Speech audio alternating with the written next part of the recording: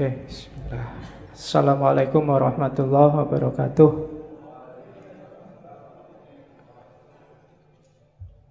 Bismillahirrahmanirrahim. Alhamdulillahirabbil alamin. Wa bihi nasta'inu ala umurid dunya waddin. Allahumma sholli wa sallim wa barik ala habibina wa syafi'ina Sayyidina wa maulana Muhammadin wa ala alihi wa ashabihi ajma'in. Amma ba'du.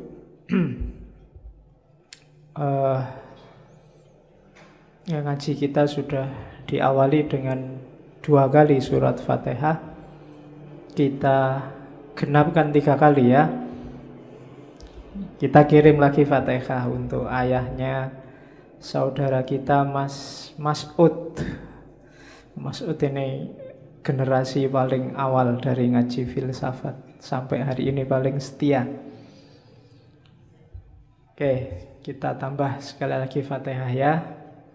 Ala hadhihi niyah khususon ila abi akhina Mas'udi Rahman syai'ulillahi lahul Fatihah. A'udzubillahi minasyaitonirrajim. Bismillahirrahmanirrahim. Alhamdulillahi rabbil alamin. Arrahmanirrahim. Maliki yaumiddin. Iyyaka na'budu wa iyyaka nasta'in. Ihdinas siratal mustaqim. Siratal ladzina an'amta 'alaihim ghairil maghdubi 'alaihim waladdallin. Amin. Oke. Semoga amal baik beliau diterima oleh Allah, salah dan khilafnya diampuni. Baik, sekarang kita lanjutkan ke ngaji filsafat kita. Malam hari ini kita awali sesi pra-Ramadan. Jadi 1 bulan ke depan targetnya ngaji kita menyiapkan mental kita memasuki bulan Ramadan. Temanya adalah ibadah.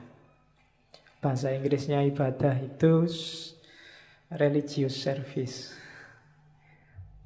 Saya tidak tahu orang Inggris menyebutnya religious service. Kalau prayer itu kita sholat artinya doa. Tapi kalau ibadah, untuk semua jenis ibadah mereka menyebutnya religious service. Itu kalau bahasa Indonesianya layanan keagamaan. Bukan kok servis mobil atau servis motor. Pokoknya itu isinya semua ibadah. Malam ini kita coba mengunjungi beliau. Sudah lama saya ingin ngangkat beliau, cuma baru malam ini sempat. Syekh Abdul Qadir Jailani, sufi yang paling populer di Indonesia, di anak benua India khususnya. Mungkin teman-teman yang di kampung-kampung, mungkin juga sampai hari ini masih ada tradisi manakib atau manakiban. Manakiban itu membaca riwayat hidupnya beliau Syekh Abdul Qadir Jailani. Sebenarnya memang masuknya Syekh Abdul Qadir Jailani lewat thariqatnya, namanya thariqat Qadiriyah. Tapi uniknya di Indonesia itu manakiban itu tidak cuma untuk ahli thariqah Qadiriyah, biasanya di kampung-kampung oleh kiainya ya semua ikut. Pokoknya manakiban.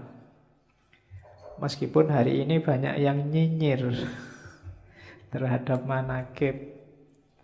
Ada yang bilang bid'ah lah, ada yang bilang banyak hurufatnya lah, macam-macam. Biarlah yang nyinyir dengan kenyinyirannya. Kalau dibantah ya mudah gegeran.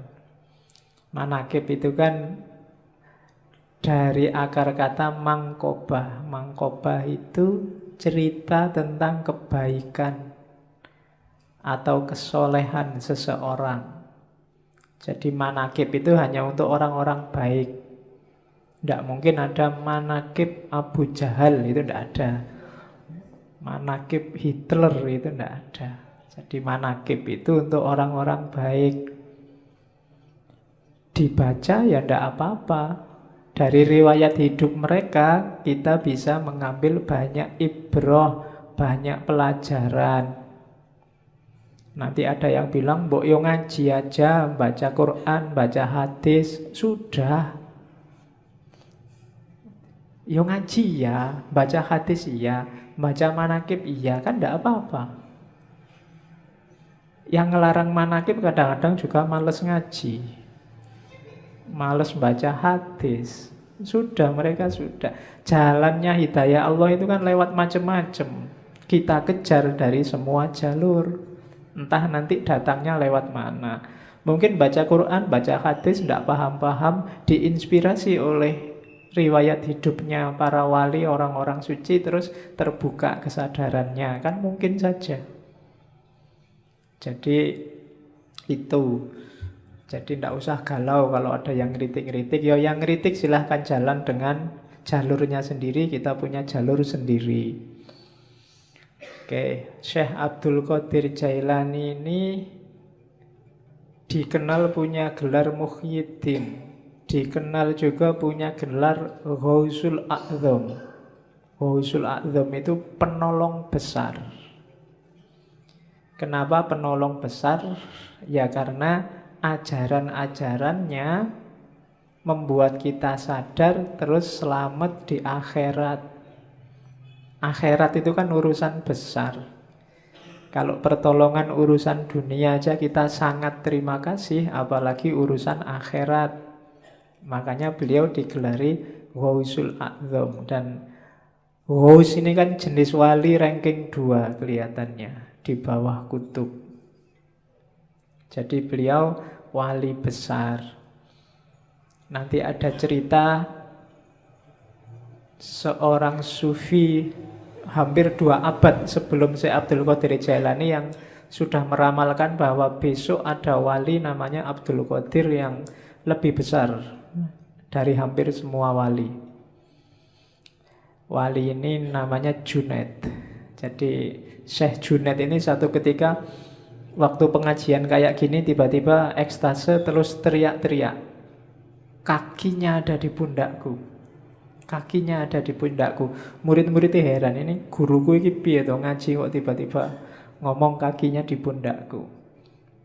Ternyata setelah ditanya, apa tuh guru maksudnya? Oh enggak, tadi aku dapat penglihatan bahwa besok akan ada wali besar namanya Abdul Qadir. Dan kakinya ada di atas pundak semua wali. Nah, itu ceritanya Junaid. Dan beliau Syekh Abdul Qadir Jailani ini masih kalau di Indonesia disebut Habib mungkin ya. Karena ayahnya keturunan Hasan, ibunya keturunan Husain. Jadi 2 jalur. Dia termasuk Hasaniyin dan Husainiyin. Oh itu wis berarti masuk Ahlul Bait. Ini Habibnya Habib berarti double. Ya, cuma enggak pakai gelar Habib ya, enggak pakai Habib Abdul Qadir enggak. Dia pakai, orang menyebutnya Syekh. Syekh ini gelar universal. Di Arab semua orang tua juga akan dipanggil Syekh. Jadi tidak pamer kehabibannya, tapi aslinya sudah Habib. Sejak kecil dia dikenal sudah anak soleh. Tidak ada fase nakalnya. Jadi sudah baik sejak kecil. Kan ada cerita sangat terkenal waktu dia masih sangat muda, umur belasan tahun, pingin nyari ilmu ke Baghdad. Ibunya yang janda saat itu susah melepas anak ini masih sangat kecil. Akhirnya terpaksa dititipkan kafilah. Dikasih sangu uang 80 keping uang, ditaruh, dijahit di bajunya. Pesannya ibunya, sudahlah kamu berangkatlah cari ilmu, syaratnya 1, jangan bohong. pada siapapun tentang apapun. Dan di tengah jalan ternyata dirampok kafilah ini, semua barang-barangnya diambil. Tidak ada yang nganggep si Abdul Qadir ini, sampai kemudian ada perampok yang tanya, kamu punya harta apa? Masih kecil. Abdul Qadir bilang, saya tidak bawa apa-apa, cuma tadi dititipin ibu di bawah baju ini dijahit. Jadi perampoknya heran, kok kamu diem aja, kita juga tidak percaya kalau kamu punya barang, kok malah kamu cerita. Katanya Syekh Abdul Qadir Jailani muda, loh ibu saya pesennya nggak boleh bohong. Dan gara-gara ini kabarnya terus perampokannya nggak jadi, perampoknya tobat. Iya. Jadi itu yang saya sebut jalur hidayah itu dari mana saja, maka orang yo nyari hidayah dari macam-macam. Jangan disalah-salahkan. Kalau amal itu amal kebaikan. Loh kan amal kebaikan yang lain banyak. Lah iya jalurnya banyak. Ya yang lain juga dilakukan macam-macam. Nanti dari salah satunya mungkin akan datang hidayahnya Allah. Nanti Syekh Abdul Qadir ini ada cerita waktu di Baghdad pingin daftar ke universitasnya Ghazali, Madrasah Nizamiyah. Tapi nggak diterima. Ya mungkin ya kayak kalian mungkin ngelamar di kampus mana, UGM apa mana, terus ditolak. Nggak apa-apa, nggak usah galau. Si Abdul Qadir Jailani juga nggak diterima kok awalnya. Dari situ terus dia nyari guru-guru yang lain. Banyak gurunya, orang-orang suci, orang-orang terkenal. Termasuk yang paling dekat ada Syekh namanya Syekh Hamad. Syekh Hamad ini penjual sirup di pasar, tapi termasuk seorang wali besar. Dan nanti dari banyak wali inilah, dari banyak ulama, Syekh Abdul Qadir Jailani belajar. Awalnya sebenarnya dikenal juga sebagai ahli fikih, fuqaha, tapi kemudian mengembangkan ilmunya dan masuk ke dunia tasawuf, sampai kemudian dikenal sebagai guru besar. Ceritanya satu ketika sebenarnya dia tidak pingin ceramah-ceramah, ngajar-ngajar itu. Tapi ceritanya Syekh Abdul Qadir sendiri, tiba-tiba ada dorongan kuat sekali dari dirinya untuk ngomong. Akhirnya kalau hari ini kultum lah dia dengan audien paling ya orang sekitarnya, termasuk yang ada di masjid. Begitu dia ngomong ceramah, banyak orang yang terpengaruh. Besoknya masjidnya penuh. Besoknya lagi luber sampai halaman. Besoknya lagi sampai sealun-alun kota. Besoknya lagi orang satu kota. Sampai ceritanya si Abdul Qadir kalau ceramah biar kelihatan naik ke menaranya masjid.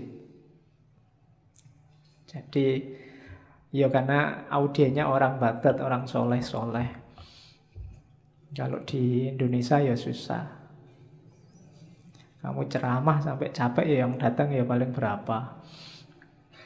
Zaman itu. Dan beliau dikenal kemudian sebagai wali besar dengan segala cerita. Kalau di kitab-kitab manaqib itu kan banyak cerita-cerita karomahnya.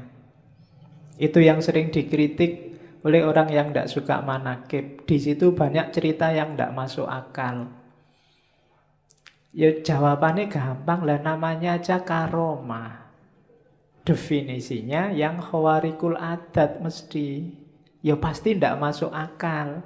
Kalau masuk akal namanya bukan karomah. Kalau tidak aneh ya namanya bukan karomah. Itu kan sebagai bukti antara lain untuk menguatkan kewaliannya. Sama kayak Nabi dengan mukjizat. Mukjizat ya pasti nggak masuk akal. Untuk Nabi namanya mukjizat, untuk wali namanya karomah. Jadi kalau ada orang mengkritik, di situ banyak peristiwa yang tidak masuk akal. Lah iya makanya namanya karomah. Kalau masuk akal namanya peristiwa biasa. Jadi itu tentang manaqib. Kapan-kapan kita ngomong cara menyikapi kisah-kisah luar biasa. Kalau dalam tradisi antropologi namanya mitos. Ya kadang-kadang dipahami secara harafiah kayak karomah tadi, kadang memahaminya harus secara simbolik, kadang memahaminya harus secara eksistensial. Cuma ini kapan-kapan menjelaskannya, karena frekuensinya beda. Malam ini frekuensinya frekuensi yang melampaui akal. Jadi kalau bahasanya Hussein Nasr namanya intelijensi. Intelijensi itu lebih dari sekedar akal dan panca indera. Dunia tasawuf itu tidak sekedar sampai akal. Kalau hanya sampai akal ya lahirnya kayak filsafat barat. Tapi melampaui itu. Melampaui itu bukan nggak pakai akal. Iya pakai akal tapi tidak sekedar akal. Alatnya tidak cuma akal. Intuisi juga main. Insting juga main. Naluri juga main. Teks juga main, nas juga main. Jadi lebih kompleks. Itu yang terjadi di dunia tasawuf. Kalau dunia fikih fokusnya hanya teks. Kalau dunia filsafat fokusnya kebanyakan akal. Tapi di tasawuf semua dipakai. Itu yang bikin tasawuf agak rumit kalau dikaji. Oke. Syekh Abdul Qadir Jailani ini sebenarnya hobinya memang ilmu dan suluk. Cuma karena mengikuti sunnah Rasul ya beliau nikah juga. Nikahnya umur 51 tahun. Ya. Cuma nikah umur 51 nanti beliau meninggalnya umur 90.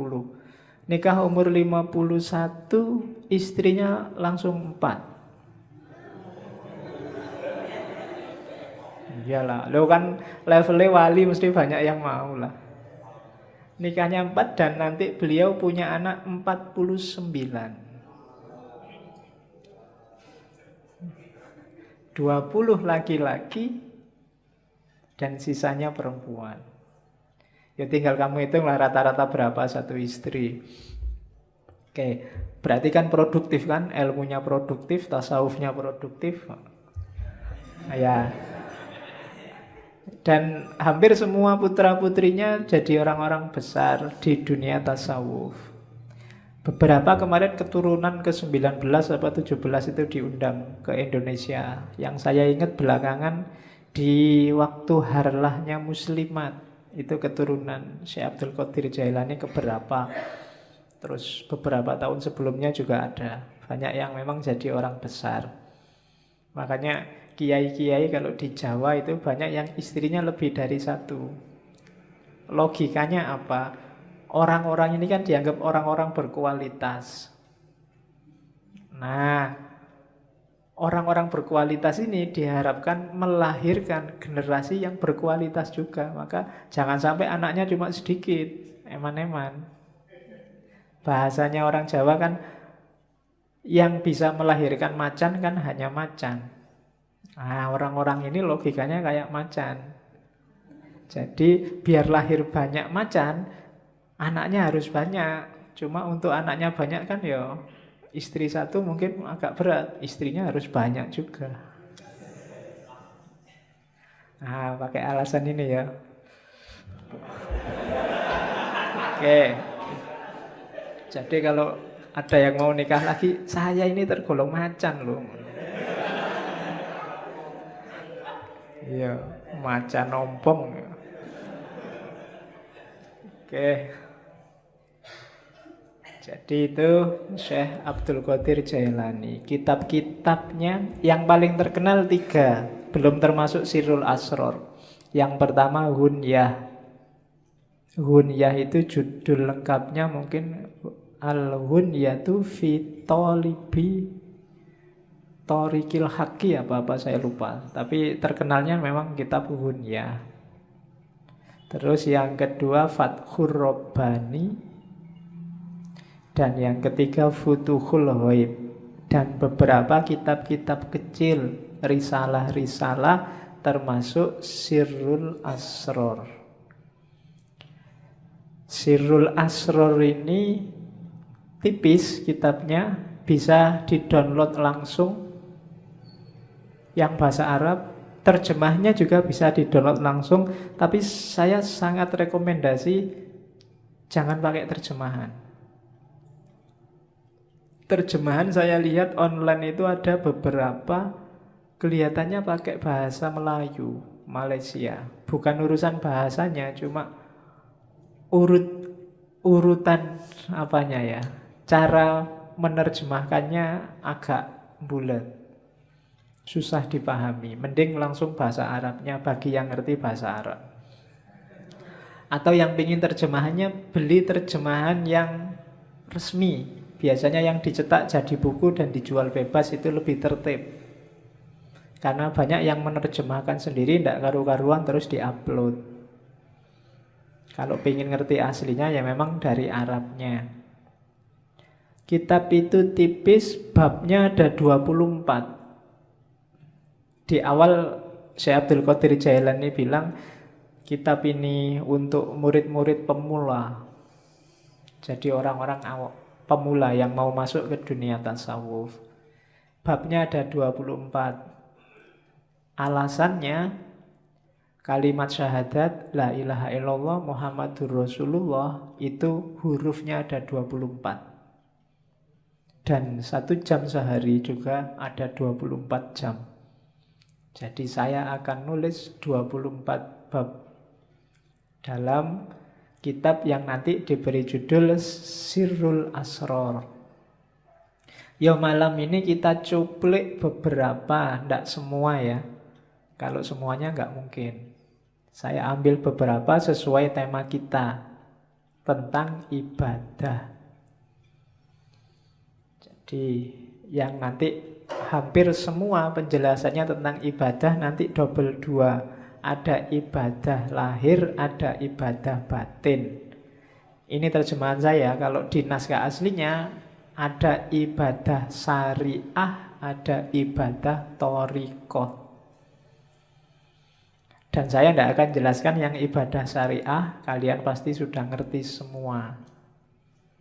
Kita fokus ke yang ibadah batinnya, meskipun dua-duanya saling terkait. Nanti kita lihat dasar-dasarnya, kemudian kita lihat praksis ibadahnya. Oke, bismillah dimulai. Saya potong yang bagian awal ya. Tidak apa-apa sekali-sekali pakai bahasa Arab biar kayak ngaji beneran. Jadi itu kalimat di bab awal, pembukaan. Sebenarnya sebelum itu ada beberapa uraian tentang cahaya. Bahwa segalanya memang awalnya adalah cahaya. Nanti ada penjelasan tentang Nur Muhammad, kedudukan ilmu dan lain sebagainya. Cuma saya loncati biar tidak terlalu panjang dan kelihatannya di beberapa bagian perlu penjelasan khusus. Kalau sambil lalu agak susah, maka saya potong di level jamaah ngaji kita. Kan levelnya masih pemula semua. Jadi kita ambil yang bagian-bagian awal dulu untuk pemula. Itu kalimat awal. Fal ilmul munazzalu alaina ilmani. Ilmu yang diturunkan oleh Allah pada kita itu ada 2 jenis ilmu, 2 jenis pengetahuan. Zahirun wa batinun.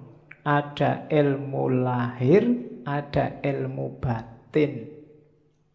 Yakni asyariah wal ma'rifah. Yang lahir namanya syariat, yang batin namanya makrifat.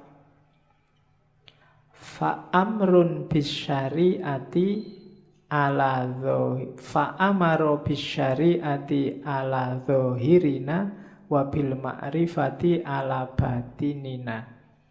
Maka Allah memerintahkan untuk melaksanakan syariat terhadap lahiriah kita, jasmaniyah kita, wa bil ma'rifah ala batinina. dan memerintahkan untuk makrifat pada batin kita. Lian taja min ijtima'ihima ilmul hakikoh, supaya lahir dari persatuan syariat dan makrifat, yaitu ilmul hakikoh, pengetahuan tentang hakikat. Jadi ilmu itu dua, syariat dan makrifat. Ilmu lahir dan ilmu batin. Yang syariah diperintahkan untuk lahir, yang makrifat diperintahkan untuk batin. Dua-duanya harus jalan. Jadi kalau ada orang bilang tasawuf itu anti syariat, berarti belum banyak membaca buku-buku tasawuf. Hampir semua sufi bilang makom itu, level dan suluk itu dimulai dari syariat. Cuma jangan berhenti di syariat. Syariat cuma lahirnya, butuh batinnya. Beliau menyebutnya makrifat. Jadi nanti kita lihat contohnya banyak nanti. Bagaimana lahir sama batin. Hidup kita kan juga begitu. Lahirnya ini ngaji. Cuma kalau batinnya nggak beres, ngajimu nggak ada nilainya. Ngaji cuma pingin nonton santri yang putri-putri misalnya. Itu kan nggak dapat apa-apa. Mumpung kelihatannya sekarang banyak putrinya berangkat. Itu beda kan, hasilnya beda. Kalau batinnya nggak beres, lahirnya juga nggak bernilai. Tiap hari apel nganter, tapi di dalamnya nggak ada rasa apa-apa. Itu kan nggak ada nilainya nganternya sama apelnya. Nggak ada senengnya itu. Awalnya kan batin dulu, baru ada manifestasi lahirnya. Apapun itu, kuliah, apalagi kerja, apalagi bahkan makan. Ini kan aspek-aspek lahiriah. Batinnya harus beres. Kuliahmu itu cari ilmu apa cari ijazah apa cari gelar? Makan itu biar kenyang apa biar hidup apa biar besar apa biar... Itu kan batinnya. Segalanya pasti ada lahirnya, ada batinnya. Dua-duanya harus beres. Batin juga enggak ada apa-apanya. Pak, saya ikhlas Pak ngaji itu Pak, tapi nggak pernah ngaji, ya podo wae. Ya kan? Atau ngaji tapi niatnya ndak ikhlas, sama aja. Jadi harus gabung. Pak, saya kuliah itu ndak ngejar ijazah Pak, saya ndak ngejar gelar. Pokoknya saya nyari ilmu aja. Makanya saya sampai semester 14 nggak lulus-lulus. Wong memang nggak pernah masuk, nggak pernah datang ke kampus. Jadi podo wae, lahirnya nggak beres. Dua-duanya harus beres. Kalau dua-duanya harus beres, akan ketemu namanya ilmul hakikoh. Kebenaran yang sejati, hakiki. Oh, ini toh hakikatnya, itu loh. Kita melakukan banyak sekali religious service, cuma kita nggak pernah ada O-nya. Oh, sholat itu berarti rahasianya ini toh. Oh, puasa itu berarti ini yang dimaksud oleh Allah. Oh, zakat itu. Kalimat O ini menunjukkan kamu sudah menemukan hakikat. Jadi, oh, intinya ini ternyata yang tiap hari saya lakukan itu. Itu bisa ketemu kalau gabung antara lahir dan batin, syariat dan hakikat. Itu kan di surat Ar-Rahman disebut terusannya marojal bahroini yaltaqiyan bainahuma barzakhul la yabghiyan. Jadi dua laut yang dibiarkan oleh Allah mengalir kemudian bertemu. Dua laut itu tafsirannya Syekh Abdul Qadir Jailani ya syariat dan makrifat. Ketika yaltaqiyan melahirkan hakikat. Bainahuma barzakhun. tapi la yabghiyan. Di antara keduanya ada batasnya, ada bedanya, tapi la yabghiyan, tidak saling menafikan, tidak saling menghoibkan. Dua-duanya penting, saling butuh. Wa illa famujarrodu ilmi dzahir la tahsulul haqiqah.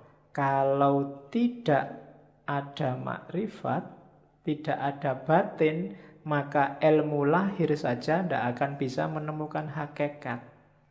Wala yasilu ilal maksud, dan tidak akan ketemu maksudnya. Wal ibadatu, dan ibadah itu, wal ibadatu al-kamilatu, yang sempurna, bihima, berdasarkan keduanya. La biwahidihima, tidak karena salah satunya. Jadi harus ada dua-duanya. Wa ma khalaqtul jinna wal insa liya'budun. Dan tidak aku ciptakan jin dan manusia kecuali untuk menyembahku. Tafsirnya Syekh Abdul Qadir Jailani, liya'buduna itu ai sekaligus liya'rifuni, supaya kenal aku, supaya makrifat. Jadi ya'bud itu ibadah zahir, di situ terkandung liya'rifuni, supaya kenal Allah, supaya makrifat. Kenapa? Ya, faman lam ya'rifhu kaifa ya'budhu. Barang siapa, karena siapa yang tidak mengenalnya, bagaimana dia bisa menyembahnya? Kita bisa ibadah. Ibadah itu kan melayani Allah, mengabdi pada Allah. Lah kalau kita tidak kenal Allah, tidak ada aspek makrifatnya, tidak ada aspek batinnya, gimana kita bisa melayani Allah, memenuhi permintaannya Allah? Jadi dua-duanya harus saling ada, saling mendukung, saling membantu untuk mewujudkan hakikoh, pemahaman akan kebenaran yang sejati. Itu dasarnya. Makanya malam ini saya kasih judul ibadah lahir dan ibadah batin. Ini loh rankingnya, katanya Syekh Abdul Qadir Jailani. Tadi kan ilmu itu dua jenis. Kalau di ranking, ilmu itu dari lahir masuk ke batin. Batin itu tadi kan ke dalam sama sekali. Jadi ilmu paling kelihatan itu ilmu lahir. Isinya perintah, larangan, hukum, halal, haram, sunnah, mubah, dan lain sebagainya. Itu ilmu lahir. Boleh ngerokok apa enggak boleh, boleh apalagi.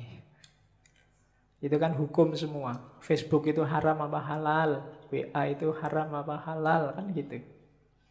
Itu ilmu lahir. Kalau lahir saja tanpa batin, ya nanti kayak ayat tadi, tidak nyampe maksudnya. Hanya berlandaskan pada nas dan yang kelihatan saja. Itu yang bikin sering-sering ada fatwa aneh-aneh. Karena yang dilihat lahir saja.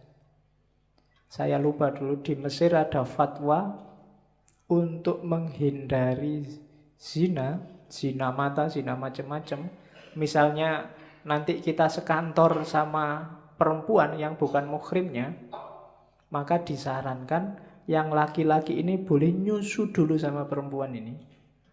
Kalau sudah nyusu kan jadi anak susuan halal, bukan lagi. Loh ada kan yang gitu loh. Dulu saya lupa Mesir apa mana itu, mufti yang fatwanya aneh. Jadi biar kalau kita berdua sama perempuan bukan muhrim satu ruangan kan nggak boleh. Biar halal, nyusulah dulu. Kalau sudah nyusu, jadi anak susuannya. Halal sekarang. Loh. Enak ya kalau gitu. Oke. Tapi nggak usah minta nyusu ya di masjid. Oke. Lo kalau mempertimbangkan lahir cuma itu, bisa memainkan dalil.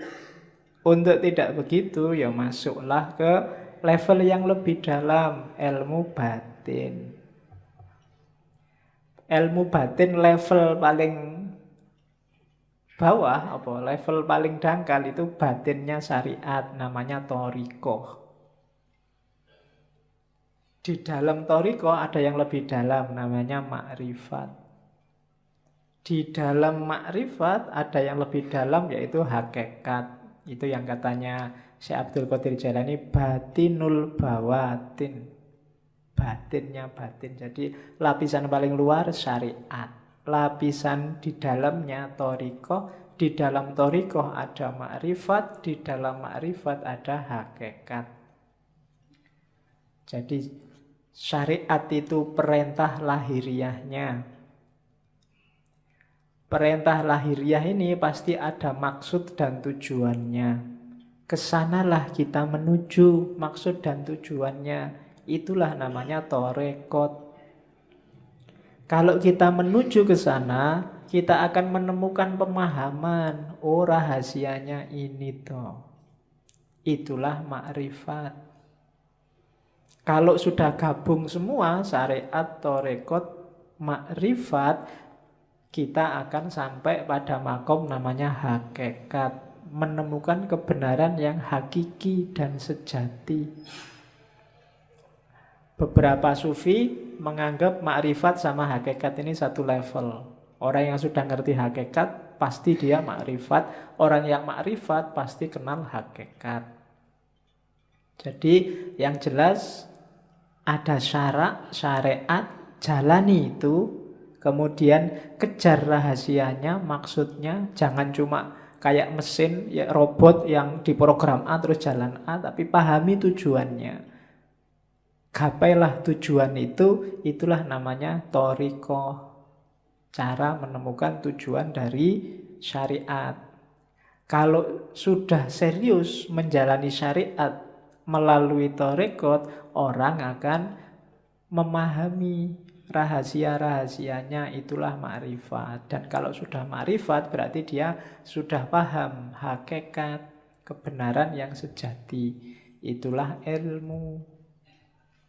Ilmu apapun sebenarnya levelnya ke situ, karena semua ilmu muaranya akhirnya harus pada Allah. Harus pada hakikat. Yang belajar fisika, matematika, biologi dan seterusnya harusnya membawa kepada Tuhan. Jadi ada level lahiriah ilmunya syariat, terus thariqahnya. Jadi ilmu ini yang bisa membawa ke Allah pakai jalan apa? Itu namanya thariqah. Kalau sudah menjalani itu akan memahami rahasianya sampai di namanya makrifat. Kalau sudah sampai makrifat, insya Allah disitulah ketemu hakikat. Jadi syariat, thariqah, makrifah, hakikat. Di bawah itu ada hadis yang dikutip oleh Syekh Abdul Qadir Jailani, asy-syari'atu sajaratun. Syariah itu pohon. Wa thariqatu ahsanuha, dan thariqat itu dahannya. Wal ma'rifatu auraquha, makrifat itu daun-daunnya. Wal haqiqatu asmaruha, hakikat itu buahnya. Saya tidak tahu kalau bahasa Indonesia asmara itu jangan-jangan menyerap dari bahasa Arab. Asmar. Asmar itu buahnya banyak. Jadi asmara itu berarti buahnya banyak. Oke. Wal Qur'anu jami'un, ya bi jami'iha, dan semua itu tentang syariat, thariqat, makrifat, hakikat itu dikompilasi oleh Allah dalam Al-Qur'an. Bi jami'iha, kita bisa menemukannya gimana? Bidalalah wal isyarah. Kalau bidalalah namanya tafsir, kalau wal isyarah namanya takwil. Ada yang bisa langsung dipahami, dijadikan dalil, namanya tafsir. Ada yang sifatnya isyarat, harus pakai takwil dulu, baru ketemu rahasianya. Jadi ada ilmu lahir, ada ilmu batin, kemudian ada level dan rankingnya ilmu. Diawali syariat, terus thariqat, terus makrifat, terus hakikat. Oke, sekarang kita lihat permis-permisnya.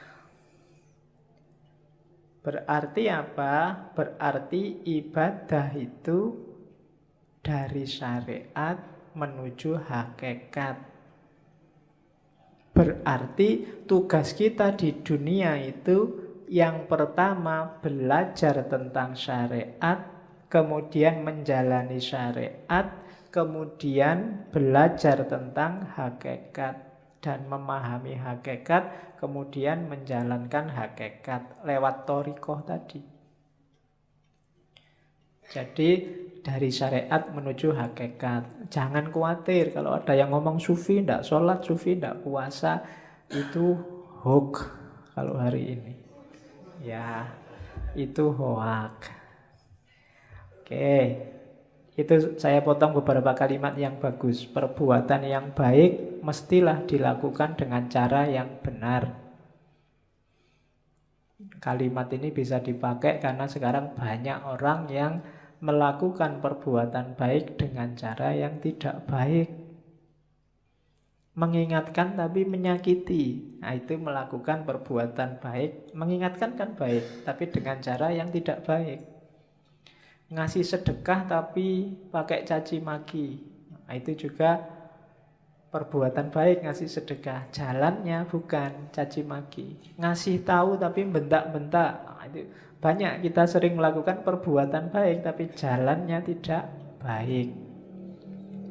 Ada juga yang kedua, berhati-hatilah dalam beramal agar amalan itu bukan untuk dipertontonkan atau diperdengarkan pada orang lain.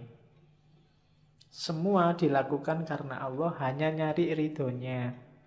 Banyak sekarang orang yang pamer. Dan alhamdulillah media massa hari ini, medsos hari ini tuh mendukung kita untuk pamer. Ya kan? Ngapain dikit aja diposting, difoto. Baru nraktir temen nih, difoto jazz. Terus semua ngasih jempol. Ya enggak tahu sih, mungkin mamerkan itu ya motifnya juga mungkin bukan pamer, tapi ya wujudnya pamer itu. Untuk dipertontonkan atau diperdengarkan. Diperdengarkan itu ya kadang sok-sok kita kan cerita, kok kemarin nggak masuk. Wah, mohon maaf ya Pak, saya itu banyak acara Pak, hari kemarin itu saya diundang ke sana kemarin. Ya itu memperdengarkan, mempertontonkan atau memperdengarkan bahwa kamu orang baik, bahwa kamu orang hebat, bahwa kamu melakukan hal-hal yang terpuji dan seterusnya. Hati-hati katanya Syekh Abdul Qadir Jailani, nilai amalmu bisa rusak. Jadi hati-hatilah. Ya memang kita wajib melakukan kebaikan, cuma jangan sampai sudah capek-capek berbuat baik tidak ada nilainya, karena ujungnya hanya pamer. Ujungnya hanya ingin dilihat atau didengarkan orang lain. Yo, hati-hati, tidak akan ketemu hakikat. Syariatnya benar nolong orang, tapi ya karena dipamer-pamerkan, mungkin hasilnya ya cuma dipuji orang. Hakikat amalnya hilang. Jadi berbuat baik itu dari syariat menuju hakikat, kemudian pakai thariqat yang baik, dan motifnya harus ikhlas. Ikhlas itu hendak mempertimbangkan efeknya. Apakah dipuji orang, apakah dicaci orang. Kalau memang baik, dijalani aja. Nah itu rumusnya yang pertama untuk ibadah. Rumus kedua, untuk amalan kita bernilai, kita harus mau namanya tafakkur. Kenapa? Yo, kita itu manusia, sok-sok keliru, sok-sok salah, kadang-kadang tidak pas. Biar pas apa? Ya sering-sering kita renungi perbuatan kita sendiri. Tadi aku ngaji ngapain ya, niatnya apa, yang dilakukan apa. Di kampus tadi ngapain aja ya seharian. Padahal aku punya tugas apa, atau cuma ngobrol aja di kampus berjam-jam. Kemudian itu namanya tafakur. Kalau malam sempatkan untuk tafakur, katanya si Abdul Qadir Jailani. Orang yang tidak pernah tafakur itu tidak akan naik level. Kamu diceramai tiap hari, itu tidak ada gunanya kalau isinya ceramah tidak nyambung sama hidupmu sehari-hari. Untuk bisa nyambung apa? Tafakur. Tafakur itu kayak sistem itu mencocokkan kompatibilitasnya biar nyambung. Untuk hidupmu, misalnya tadi nasihatnya Syekh Abdul Qadir Jailani, jangan amal untuk pamer. Nah, itu kan kamu nyocokkan sama hidupmu. Kira-kira selama ini aku pernah pamer enggak ya? Pamer di mana ya? Motifnya memang pamer atau sebenarnya itu bukan pamer? Itu cuma tahadus bin nikmah. Wah, misalnya kamu kan sering begitu. Menceritakan kenikmatan, atau itu cuma alibi aja, janjinya ya pamer. Atau loh, itu namanya tafakur. Kamu mikir dirimu sendiri, peduli amat orang komentar apa, tapi sebenarnya itu. Nah, itu tafakur namanya. Dan orang berilmu yang suka tafakur ini kan nilainya di banyak hadis disebut lebih tinggi daripada ibadah. Di situ kalau di Syekh Abdul Qadir Jailani ada 3 jenis tafakur. Yang pertama apa? Merenungi sesuatu dan mencari sebabnya, mencari bagian-bagiannya sampai kemudian ketemu Allah. Aku bisa begini itu karena siapa ya? Ada peristiwa itu ditelusuri asal usulnya. Ya sih, semuanya memang skenarionya Allah. Tafakur yang semacam ini kayak ibadah 1 tahun, katanya Syekh Abdul Qadir Jailani. Yang kedua, merenungi perbuatannya, terus mencari akarnya.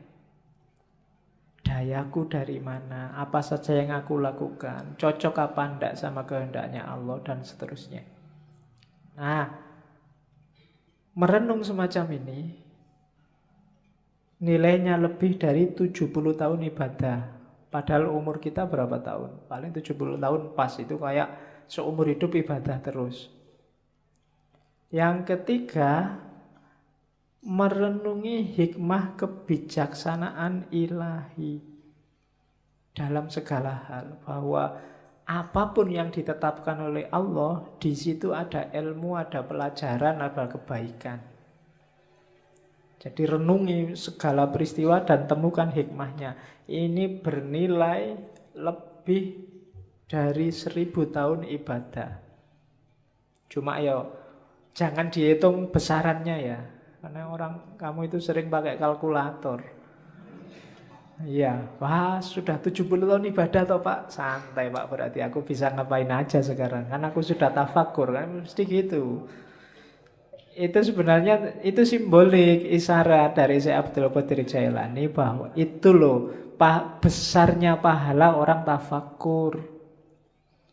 Ada yang biasa, ada yang super, ada yang istimewa kayak martabak itu.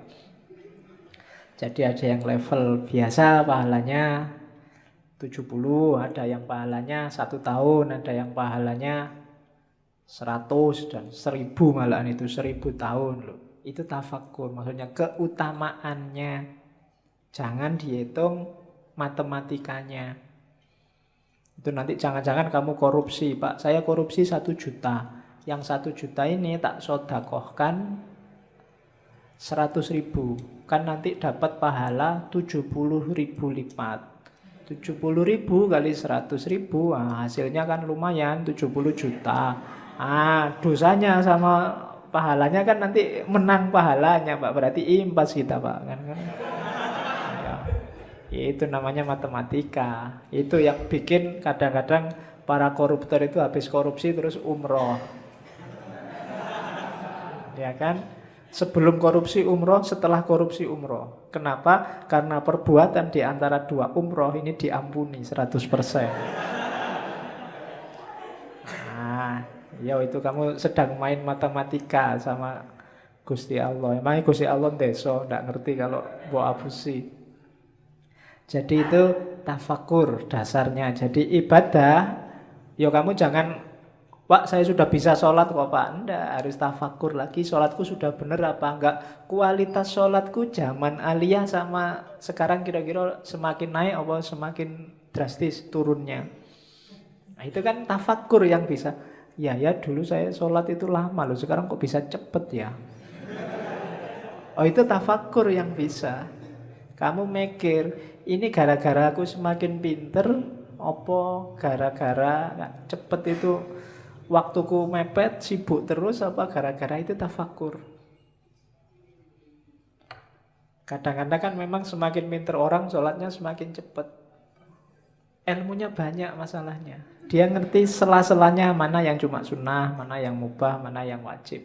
Karena sholat itu kalau diambil wajib-wajibnya saja, paling takbiratul ihram, Fatihah, ruku, bahkan bacaannya aja kan sunnah. Yang penting ruku, terus sujud, cepat.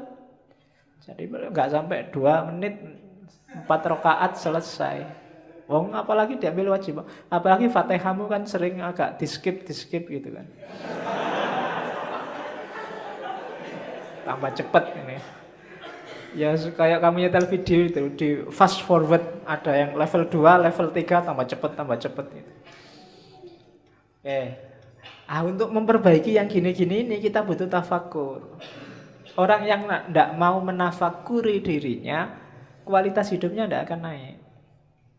Yo gitu-gitu aja terus. Maka tafakur penting. Jadi rumus kedua sebelum ibadah, kita harus menetapi tafakur. Yang ketiga, fokusnya ibadah apa? Cinta ilahiyah. Cuma sebanyak apapun ibadah, kalau nggak sampai di terminal yang namanya cinta ilahi, itu biasanya cuma dapat capeknya. Untuk cinta ilahi apa? Rumusnya katanya, yo pelan-pelan katanya si Abdul Qadir Jailani. Yo ndak ujuk-ujuk kamu terus jadi wali terus dapat karomah gitu, ndak iso. Jadi pelan-pelan. Yang pertama apa? Diperangi dulu nafsu hewaninya. Nafsu hewaninya itu biasanya nafsu yang sebabnya kita sendiri, hasrat, keinginan dan seterusnya. Rakus, tidur berlebihan, malas, itu musuh paling besar dalam dirimu. Kalahkan ini dulu. Kalau mengalahkan dirimu sendiri aja tidak bisa, jangan harap dapat cinta ilahiyah. Kalau ini sudah menang kamu dari dirimu sendiri, rakus, malas, sudah menang, jadi sudah hilang kualitas. Baru kalahkan sifat sabu'iyah. Sabu'iyah itu sifat kebuasan. Biasanya keluar, kalau itu tadi kan ke dalam. Marah, mencaci maki orang, bikin susah orang lain, ambisi menjatuhkan orang lain, itu sifat hewan buas. Kalahkan juga yang ini. Cuma ini nggak akan bisa dikalahkan kalau sebelum diri kita sendiri kalah. Kita taklukkan, kita kuasai. Jadi rakus, tidur, males, taklukkan itu. Setelah itu taklukkan yang hubungannya sama di luar dirimu.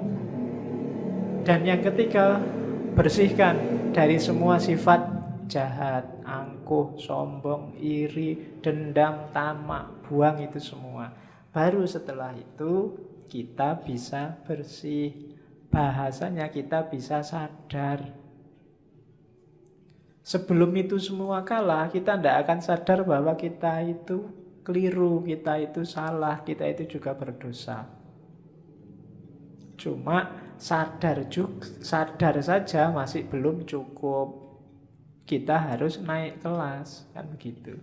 Kalau dalam sufi ada taholli, bersihkan dirimu, terus tahalli, isilah dengan yang bagus-bagus, akan mengalami yang ketiga tajalli, menemukan hakikat tadi.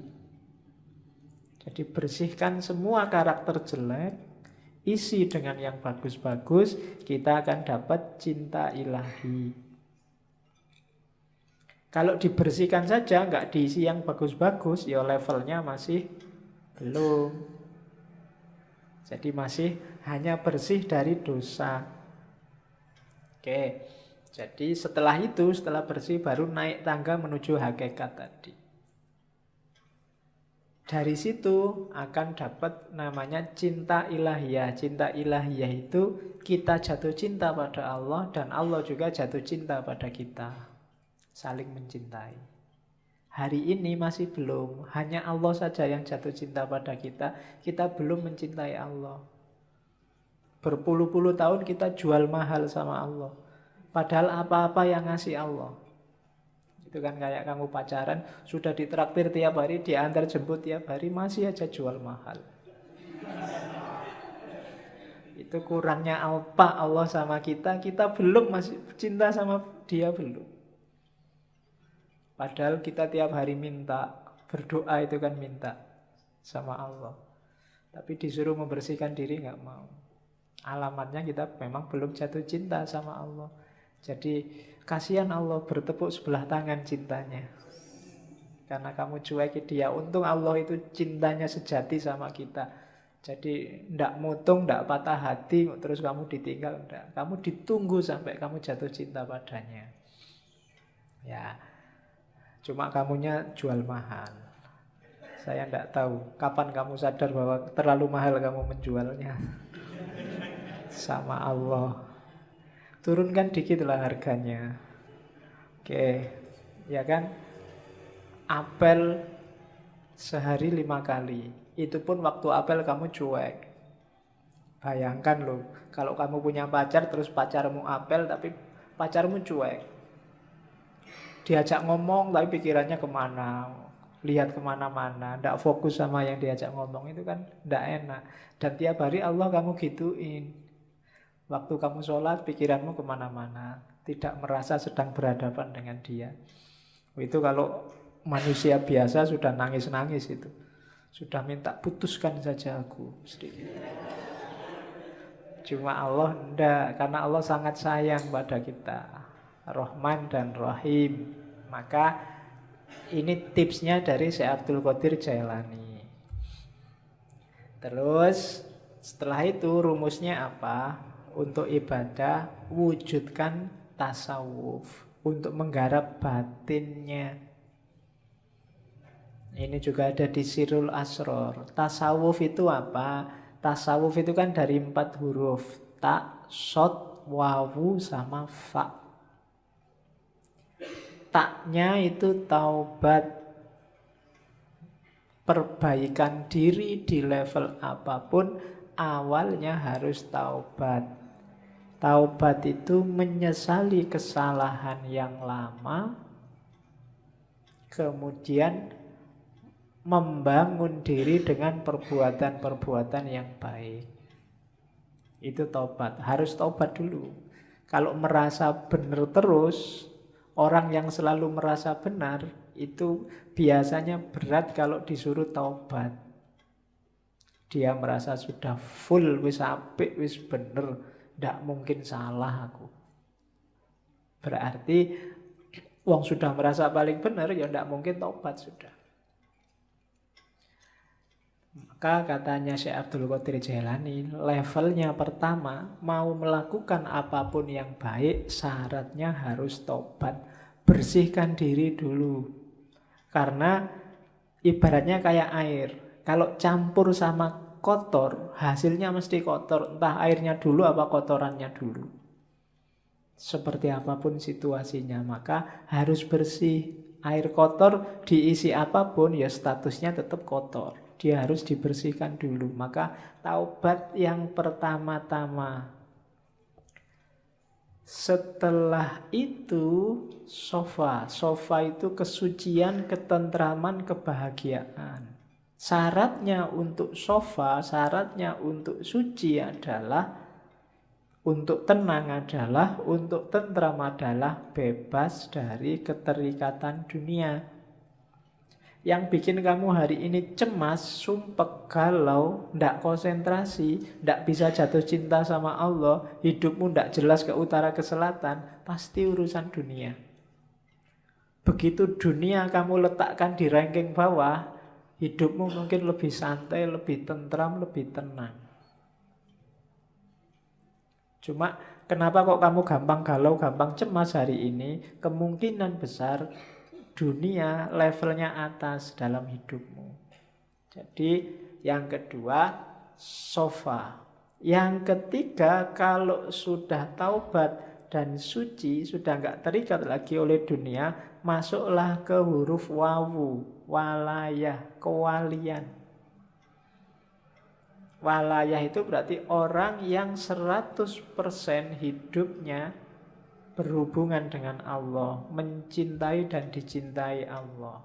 Di antara cirinya, kayak istilah dalam Al-Quran itu, la khaufun alaihim walahum yahzanun.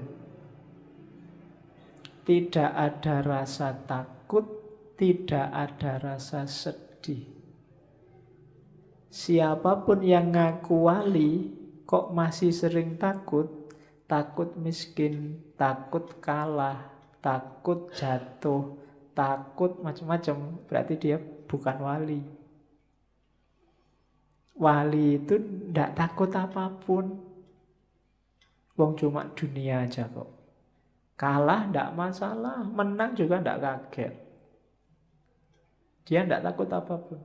Sukses alhamdulillah, tidak sukses biasa. Nah, itu berarti stabil. Itu wali, walaya. Apalagi sedih, tidak ada yang bikin dia sedih. Segalanya sudah skenario dari Allah. Itu berarti orang yang semacam ini sudah memasuki walaya. Kalau sudah tobat, sofa, walaya, terakhir dia masuk ke fana. Fana itu, kalau tadi kan dunia nggak dianggap penting. Ketika masuk fana, bahkan dirinya sendiri juga nggak penting. Yang penting hanya Allah. Kalau ngomong itu representasi dari keinginan Allah. Kalau melakukan sesuatu itu bukan keinginannya, bukan keinginanku, tapi keinginan Allah. Meninggalkan sesuatu bukan mauku, tapi maunya Allah. Itu berarti orang sudah fana. Egonya sudah dibakar habis. Hanya Allah yang jadi fokusnya. Jadi siapapun yang cita-citanya jadi sufi, paling tidak ikuti huruf-huruf tasawuf. Tak, sod, wawu, dan fa. Taubat, sofa, suci, kemudian walayah, wilayah, masuklah dalam perlindungan Allah, wilayah, dan fana. Nah, itu ibadah harus membawa ke sini. Ibadah itu diawali dari taubat, dalam pelaksanaannya harus tenang, tentram, sofa, suci, tanpa motif apapun, lillahi ta'ala, nggak ada dunia yang ikut. Kemudian yang ketiga, wilayah, pasrah 100% pada Allah, baru mencapai fana. Itu batinnya ibadah harus ada ini. Jadi setelah tadi menuju cinta ilahi, selanjutnya mewujudkan tasawuf. Kemudian ibadah juga penting untuk menemukan cahaya. Tadi saya bilang di awal-awal banyak dibahas tentang cahaya Nur Muhammad, hakikat Muhammadiyah.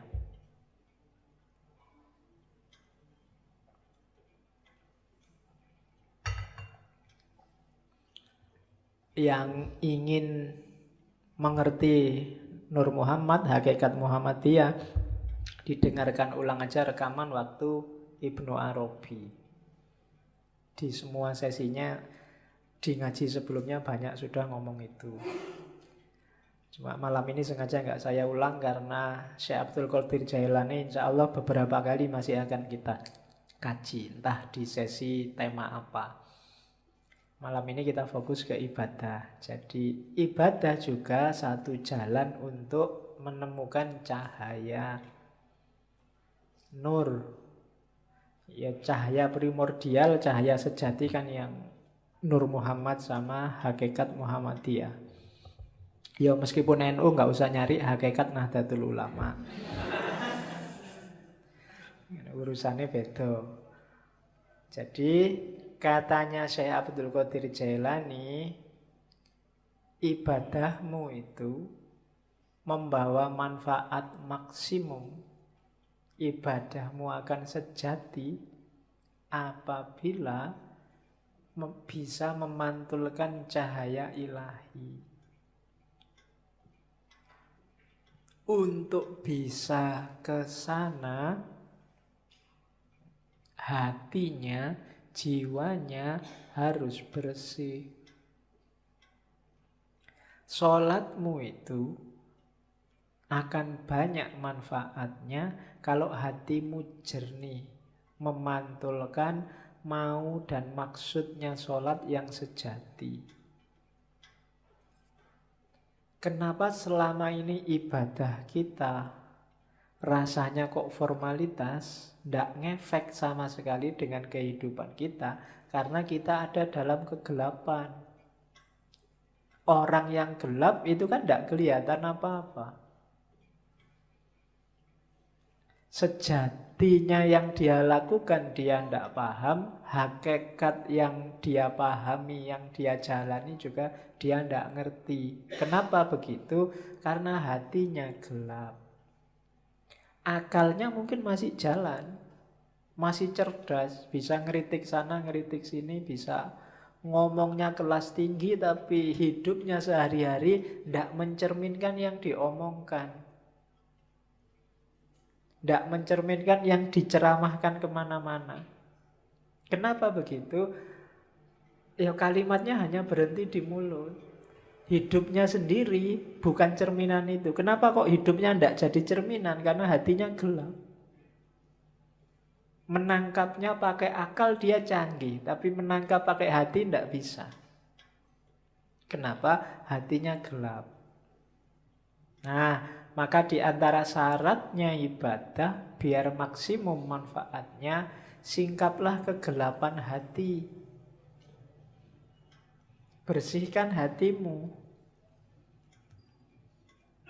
Kalau katanya Ghazali, kotorannya hati itu kayak satu titik kotor di kaca. Kalau masih awal-awal, segera kamu bersihkan, mudah. Tapi kalau kamu biarkan lama, apalagi terus ditambah kotoran lagi, tambah kotoran lagi, lama-lama gelap dan membersihkannya susah. Akhirnya yang gelap pun kamu anggap terang, karena kamu nggak pernah ngerti terang. Jadi yang jelek kelihatannya jadi bagus. Kenapa? Karena belum pernah lihat cahaya yang baik, cahaya kebaikan. Sehingga yang jelek inilah dianggap inilah yang bagus. Kenapa begitu? Karena batinnya sudah gelap. Ya semakin mengerakkan membersihkannya tambah susah. Apalagi sama orang pinter. Orang pinter itu barang salah dia bisa muter-muter jadi benar. Sudah jelas-jelas ada buktinya, kadang-kadang ada CCTV-nya, masih bisa bikin alasan biar benar. Itu jagonya akal. Menunjukkan canggihnya akal, tapi sekaligus menunjukkan gelapnya hati. Hati itu tidak bisa dibohongi. Hati itu kalau salah dia akan bilang salah, kecuali dia sedang gelap. Kalau dia sedang gelap, ya dia tidak bisa melihat mana yang sejati. Nah, hati yang gelap itu terhijab oleh amal-amal buruk. Membersihkannya gimana? Ya agak susah memang, tapi katanya Syekh Abdul Qadir Jailani, ayo diupayakan. Yang pertama apa? Cari pengetahuan.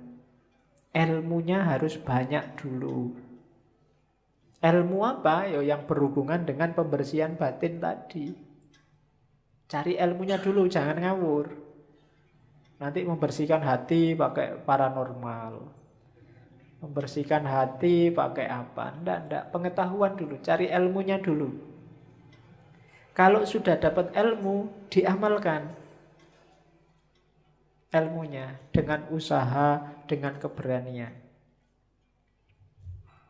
Tidak ada gunanya ilmunya numpuk, ngaji sampai sesi 140 sekian, Tapi tidak ada satupun yang diamalkan. Hidupmu tidak naik-naik kualitasnya. Ada pengetahuan, amalkan. Setelah itu, gunakan ilmumu untuk menaklukkan egomu.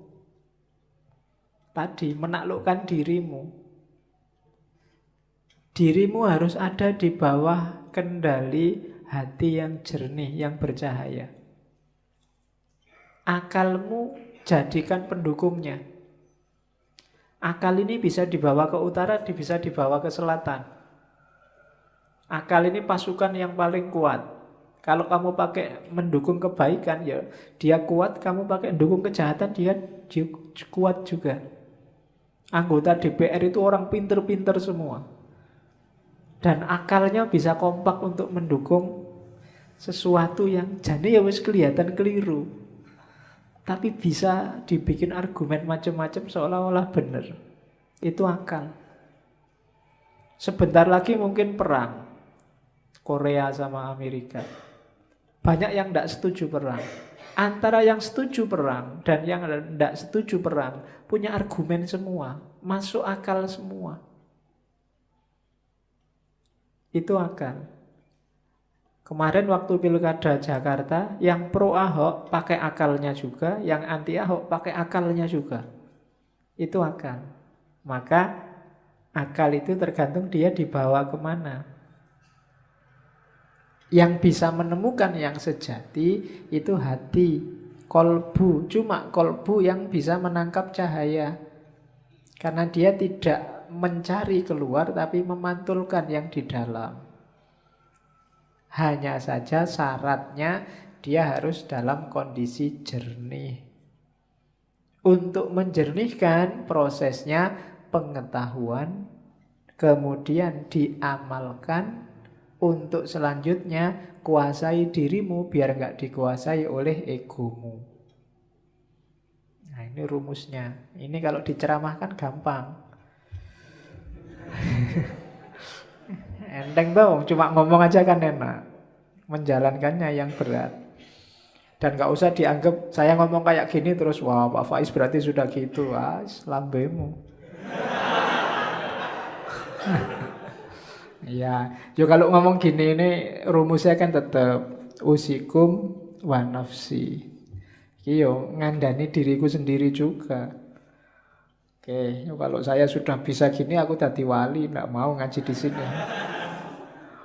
Oke, terus kalau sudah jadi wali tema ngajinya nggak mungkin lagi ketemu Karl Marx, nggak mungkin lagi ketemu Nietzsche. Terus, nah godaannya sekarang. Ini yang paling menarik, godaan. Oke ya. Yang pertama, orang yang berilmu, bukan ilmu agama ya, ilmu lahir, itu biasanya godaannya adalah alam materi, dunia. Orang yang ilmunya level syariat itu godaannya keduniaan biasanya.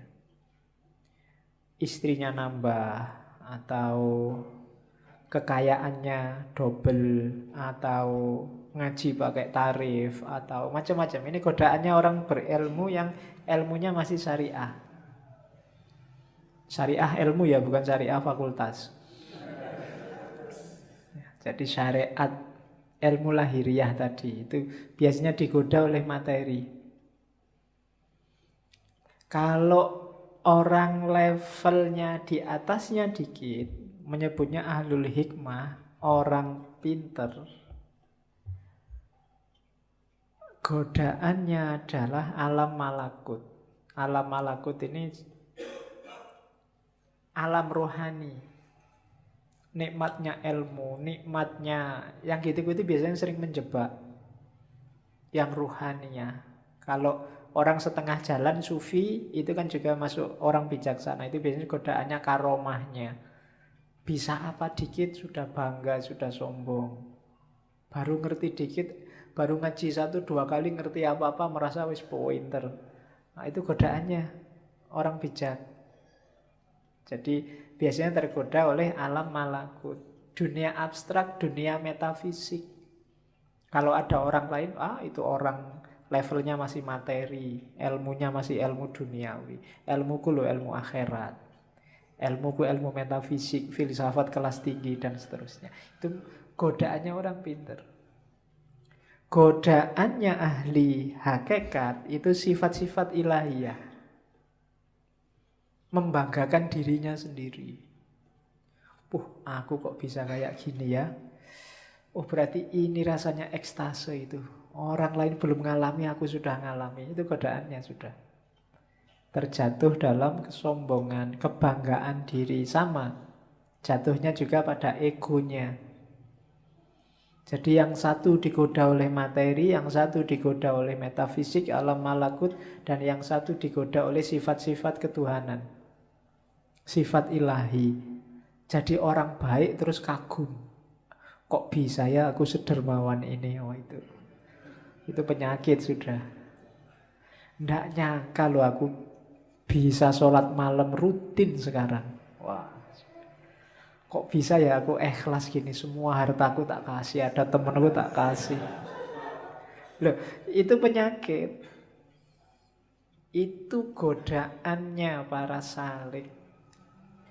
Siapa saja yang merasa puas pada salah satunya, saat itu juga dia mandek. Mandek itu apa? Ya berhenti di situ dia. Yang syariah, orang berilmu berhenti di materi.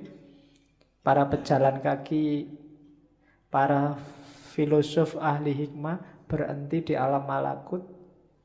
Dan ahli hakikat yang sudah puncak berhenti di alam sifat-sifatnya ilahi. Semuanya belum nyampe. Berhenti di sana. Tidak bisa meneruskan langkah. Maka hati-hati dengan jebakan-jebakan ini. Kalau kita sedang di tengah jalan sekarang, hati-hati. Saya tidak tahu kita ada di level mana. Jangan-jangan level yang paling bawah juga belum. Godaannya lebih dahsyat lagi. Berilmu aja belum, itu sudah godaan macam-macam. Semuanya hampir jadi godaannya. Ya kan? Jadi hati-hati para pejalan, itu godaanmu. Kalau kamu tergoda, berarti kamu mandek. Tidak mendekat lagi sama Allah. Berhenti di situ. Baru melakukan suluk sebentar terus merasa, wah, Allah itu selalu nolong aku. Ada apa-apa dikit, selamat aku. Ada polisi mau razia itu loh. Selamat, tak bacain sholawat aja, polisinya nggak lihat aku. Ya kan? Sering kan kayak gitu kamu. Itu godaan, itu jebakan. Biasanya orang yang sudah merasa, wah Allah itu berarti masih sayang padaku, jadi aku selamat terus, berarti dia mandek. Bandingkan dengan orang belum. Saya ragu-ragu ini, Allah sayang bener apa enggak ya padaku. Jangan-jangan aku selamat dari polisi ini ujian. Wong aku itu jelas-jelas salah loh. Kok sama Allah dibiarin gak ada hukuman, gak dicegat polisi. Nah, itu orang yang waspada. Ya biarkan toh ketangkep polisi paling bayar. Bayar itu kan punya uang. Kalau gak punya uang kan ya sudah. Paling sidang. Sidang kan juga ada hukuman. Hukuman kan ya tergantung. Orang bayar itu kan kalau punya uang. Kalau tidak punya uang kan ya sudah, nggak bisa bayar. Oke, paling utang. Nanti di penjara Pak. Makan gratis lumayan. Oke, itu godaannya para pejalan. Terus, jadi ini godaan yang besar biasanya. Banyak orang terjebak juga di sini. Berlindung di balik takdir. Sudah takdirnya Pak. Mbok sampean itu sekali-sekali lah sholat duha, sholat tahajud, nunggu hidayah Pak. Kalau Allah belum ngasih hidayah ya belum. Itu namanya berlindung di balik takdir. Wah ya memang waktunya Pak. Kok sampean nggak lulus-lulus Mas? Sudah semester 14. Ayo berarti takdirnya Pak. Itu berlindung di balik takdir. Katanya Syekh Abdul Qadir Jailani, tidak boleh berlindung di balik takdir. Berlindung di balik takdir itu kan bahasa kasarnya mengkambing hitamkan Allah. Seolah-olah Allah pingin kamu nggak lulus-lulus. Seolah-olah Allah pingin kamu males sholat. Seolah-olah Allah pingin kamu kacau hidupmu. Itu namanya berlindung di balik takdir. Sama-sama dapat takdir jelek, katanya Syekh Abdul Qadir Jailani. Coba lihat bedanya antara iblis sama Adam. Dua-duanya dapat takdir jelek. Yang satu dijadikan musuhnya manusia sampai hari kiamat, yang satu diturunkan derajatnya dari surga ke bumi. Kalau iblis, itu ceritanya Syekh Abdul Qadir Jailani. Waktu ditanya, kenapa sih kok nggak mau sujud pada Adam yang bikin Allah murka? Katanya iblis, itu kan takdirnya Allah. Kalau saya sujud juga nanti Adam nggak jadi turun ke muka bumi. Ceritanya beda nanti. Itu kan cuma drama misalnya. Nggak, jawaban ini nggak bikin Allah nggak berkenan. Beda sama Adam. Adam itu mungkin ya ngerti sudah skenarionya, dia wong jadi makhluk jailun fil ardi khalifah, berarti besok mau ke bumi. Tapi kan pakai skenario makan buah kulti segala, bahwa Adam salah sehingga diturunkan derajatnya. Tiap hari yang dilakukan Adam kan terus nangis dan tobat. Sampai kabarnya sekian tahun baru diampuni oleh Allah. Itu kan doanya yang terkenal itu kan, Robbana dzolamna anfusana wa illam taghfir lana. Jadi ya Allah, aku menzolimi diriku sendiri.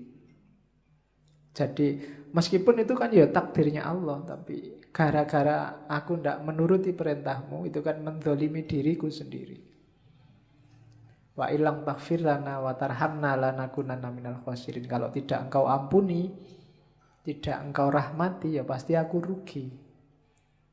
Jadi kalau sama Adam, Allah jadinya sayang. Tapi kalau sama iblis, sama-sama skenario-nya Allah, Allah jadi murka. Iblis pakai alasan takdir. Maka jangan pakai alasan takdir. Jangan mengkambing hitamkan Allah. Wong padune kamu sendiri yang males. Padune kamu sendiri yang pengen seneng-seneng, gak mau susah. Tapi terus alasannya takdir.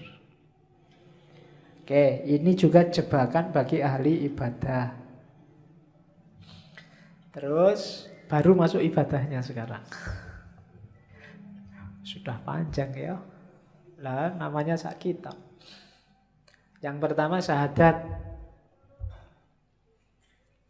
Syahadat itu ya kesaksian, diucapkan lewat mulut, diyakini lewat hati, dan diinternalisasi dalam kehidupan sehari-hari. Tidak boleh hanya mulut saja. Oh, saya sudah syahadat loh Pak. Tidak, bukan itu. Kalau ada orang diskusi, wah kamu sudah kafir, sekarang harus syahadat lagi. Itu syahadat mulut itu namanya. Kafirnya juga mungkin hanya kafir di mulut. Tidak hakiki. Syahadat yang hakiki itu apa? Kalau di Sirul Asror ada 12 kualitas diri yang harus dimasukkan dalam hidup kita paling tidak. Ada la ilaha illallah, ada Allah, ada Hu. Ini yang sering ditanyakan orang. Saya banyak ditanya tentang Hu ini. La ilaha illallah itu level awal. Hidup kita itu kan variabelnya banyak. Level takholli itu la ilaha illallah. Buang semua, sisakan Allah saja. Kalau kita sudah sukses dengan membuang segala yang bukan Allah, baru masukkan Allah. Makanya wiridnya Allah, Allah, Allah. Kalau level Allah kita semakin naik, kesadaran kita semakin tinggi. Kalau masih Allah itu kan seolah-olah ada makhluk di dunia ini, terus ada Allah di sana yang namanya tiap hari kita sebut. Tapi begitu kita sadar bahwa ya semua yang ada di alam semesta ini manifestasi, tajalli dari keberadaan Allah, akhirnya tinggal Hu. Hu itu dia. Bahasa Arab dari huwa. Di mana-mana ada dia. Maka wiridnya tinggal Hu. Itu juga masih berjarak, nanti pada puncaknya sudah tidak ada kalimat lagi. Jadi ada Allah, Awalnya la ilaha illallah, terus Allah, terus huwa, dia. Terus kualitas-kualitas yang lain yang harus kita hidupkan dalam kehidupan sehari-hari. Yang pertama al-haqqu. Kita harus, Allah itu maha kebenaran, dan kita harus menghidupkan kebenaran dalam hidup kita. Orang yang hidupnya memilih jalur bukan jalur kebenaran, berarti dia keluar dari syahadat. Keluar dari kesaksiannya bahwa satu-satunya yang layak disembah hanya Allah. Yang kedua hayyun, maha hidup.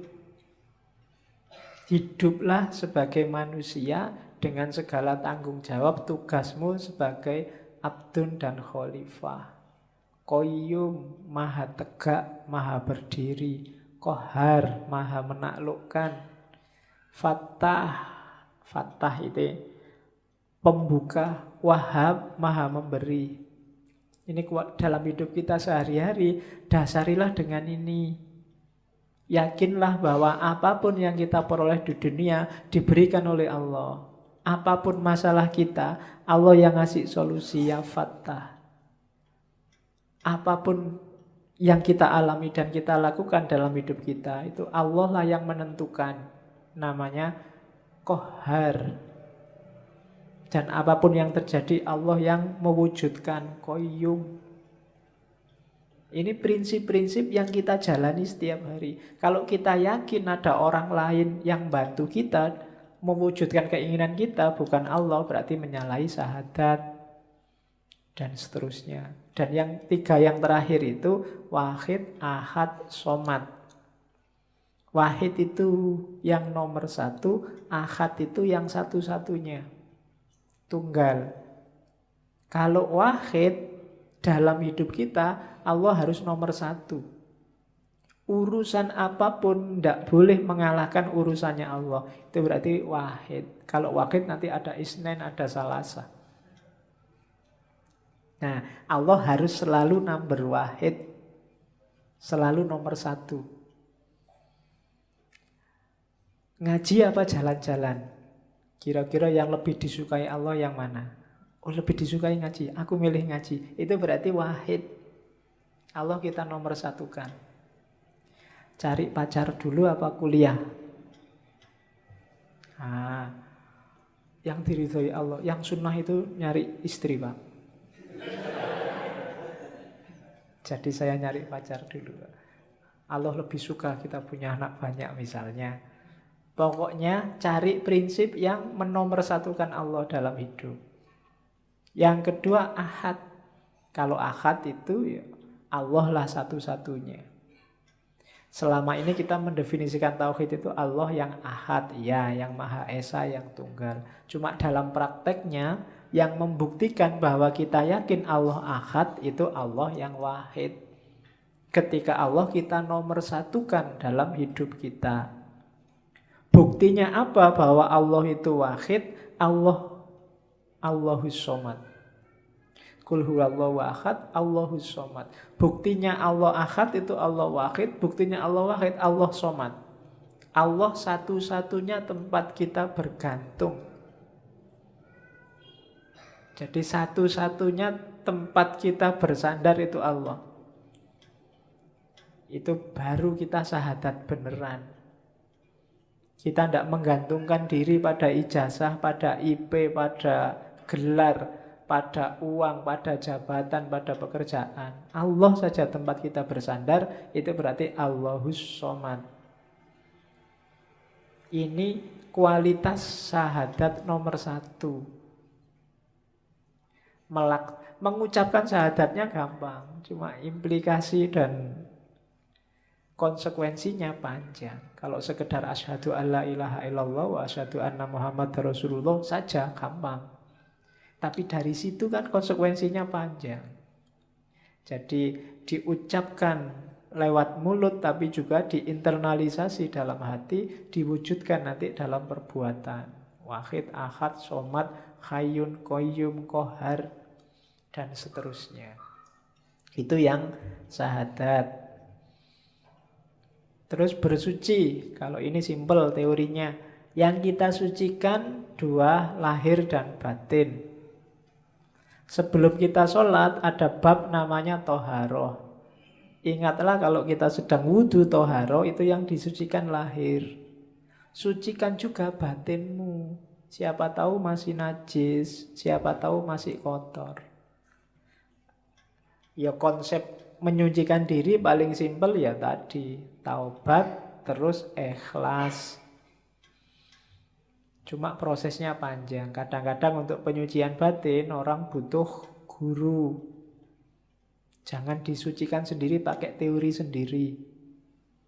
Nanti kamu ngarang sendiri, Pak. Saya pokoknya ambil nafas 3 kali aja, Pak. Berarti sudah bersih. Semua kotor-kotor dalam diriku itu ngarang berarti. Ada baiknya nyari guru yang kamu anggap ngerti. Gimana caranya membersihkan diri, menyucikan batin. Jadi selama ini kita hati-hati sekali biar zahir kita suci. Mau sholat, jangan-jangan celanaku ini kotor, kena najis, terus ganti sarung. Jangan-jangan kan kita sering begitu. Ya bagus, cuma pernah nggak kita khawatir hati-hati dengan kesucian batin. Mau sholat dulu, batinku sudah suci belum ya? Jangan-jangan masih ada hasud, dengki, iri, cuek, dan seterusnya. Itu menyucikan batin. Jadi jalannya 2, taubat sama ikhlas. Makanya sholat itu ya diancang-ancang sebentar lah, jangan ujuk-ujuk. Apalagi jamaah, imamnya sudah mau rukuk, datangnya telat, ujuk-ujuk langsung sholat. Ya ambil nafas sebentar, konsentrasi, bersihkan. Kalau lahir kan sudah, bersihkan batinnya. Sadari bahwa ini sedang berhadapan dengan Allah loh. Ya ndak usah tegang. Tapi juga kalau bahasa agama itu kan sholat itu rumusnya 2. Khudu' sama khusyuk. Khudu' itu aktivitas fisiknya, khusyuk itu aktivitas batinnya. Jadi khudu' itu tunjukkanlah bahwa ini sedang sholat, sedang berhadapan dengan Allah. Jangan bikin gerakan aneh-aneh, jangan mengucapkan yang aneh-aneh. Itu yang oleh para ahli fikih dirumuskan macam-macam. Ada yang tidak boleh gerak 3 kali, tidak boleh macam-macam, itu sudah. Itu dari para ahli fikih. Intinya apa? Fisiknya harus khudu', tunduk. Menunjukkan sedang berhadapan dengan Allah. Ya mungkin logikanya kalau sudah gerak 3 kali, berarti sudah nggak konsen sudah. Cuma ya nggak harus diartikan letter luck, nanti bingung. Kadang-kadang digigit nyamuk, cek, terus kamu pun 1, 2, 3. Wih, sudah 3. Bingung kamu ini. Ini saya balik ke sini 4, gagal sholatnya. Tapi kalau nggak balik gimana? Masa gini terus? Oh, itu namanya kaku. Ya khudu lah sementing. Ya gerak langsung gini kan nggak apa-apa. Asal geraknya nggak gini-gini dulu, apa gini-gini dulu. Ya. Ternyata nggak apa-apa, harus 3 gini-gini dulu ya enggak. Itu namanya nggak khudu. Jadi asal khudu sama khusyuk. Oke, itu untuk penyucian. Nah ini yang unik. Minggu depan kita perdalam versi Jawanya.